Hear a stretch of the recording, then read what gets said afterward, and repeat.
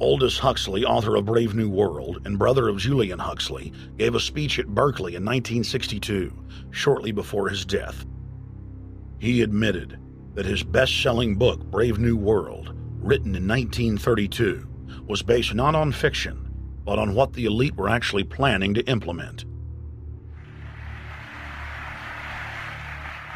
And here I would like briefly to compare the parable of Brave New World with another parable which was put forth more recently in George Orwell's book 1984.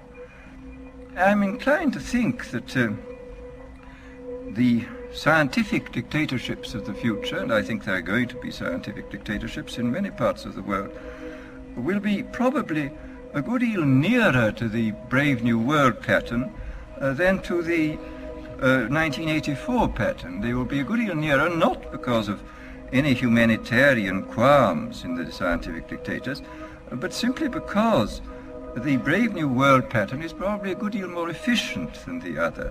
That if you can get people to consent to the state of affairs in which they are living, the state of servitude, the state of being, well, it seems to me that the nature of the ultimate revolution with which we are now faced is precisely this, that we are in process of developing a whole series of techniques which will enable the controlling oligarchy, who have always existed and presumably always will exist, to get people actually to love their servitude.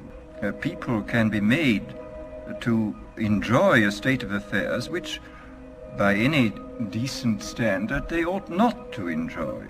And these methods, I think, are a real refinement on the older methods of terror, because they combine methods of terror with methods of acceptance. But then there are various other methods which one can think of. There is, for example, the pharmacological method.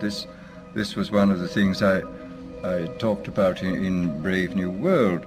And the result would be that, you can imagine a euphoric which would make people thoroughly happy even in the most abominable circumstances. These things are possible.